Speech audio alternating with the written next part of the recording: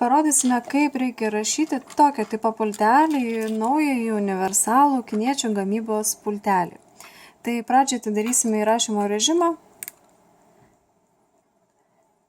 1, 2, 3.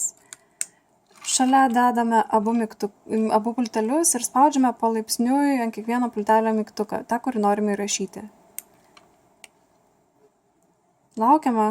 LEDas ir mirkčioja, tai reiškia, kad įrašytas kodas ir dabar patikrinsime, kaipgi įsirašė mūsų šito pultelio kodas į universalų pultelį. Pabandysime pririšti, įjungiame pririšimo režimą ir spaudžiame mygtuką. Tikriname, ar atsidaro mūsų vartai. Čia mėlyna šviesa nurodys, kad vartai atsidaro. Taigi, šitas pultelis yra prirašytas. Ir dabar be jokio prirašymo patikriname, ar nukopijuotas pultelis veikia.